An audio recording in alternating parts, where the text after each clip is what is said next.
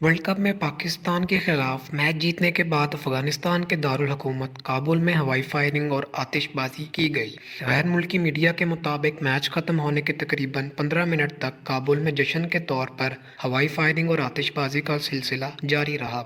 याद रहे गुज़िश्ता रोज़ अफगानिस्तान ने पाकिस्तान का 283 रन का दिया गया हदफ बआसानी 49वें ओवर में 2 विकेट के नुकसान पर हासिल कर लिया था। वाज़ेह रहे अफगानिस्तान ने पहली मरतबा पाकिस्तान को वनडे मैच हराया है। पाकिस्तान की अफगानिस्तान के हाथों तारीखी शिकस्त पर तबसरा करते हुए कौमी ऑलराउंडर अब्दुल रज़ाक का कहना था, अफगानिस्तान से शिकस्त पर बहुत दुख हुआ। इस मैच में 350 रन का टारगेट बनना चाहिए था। अब्दुल रज़ाक का कहना था, ऐसा लग रहा था कि अब्दुल्ला शफीक को खेलना ही नहीं आता।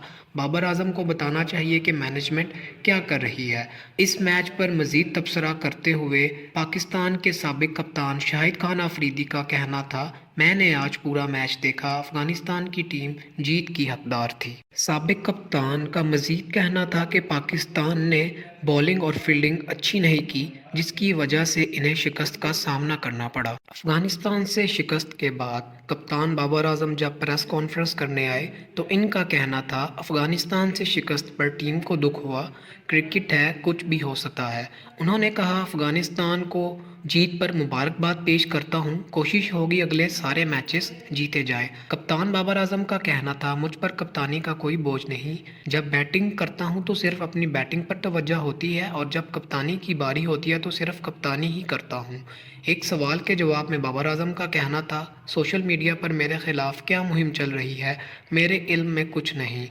बाबर आजम का मज़ीद कहना था कि हमने इस मैच में बॉलिंग अच्छी नहीं की, जिसकी वजह से हमें शिकस्त का सामना करना पड़ा। बाबर आजम का कहना था कि इस वर्ल्ड कप में हमारी परफॉर्मेंस भी अच्छी नहीं जा रही। मज़ीद ऐसी वीडियोस देखने के लिए हमारे चैनल को सब्सक्राइब करें और बेल आइकन को दबाना न भूलें।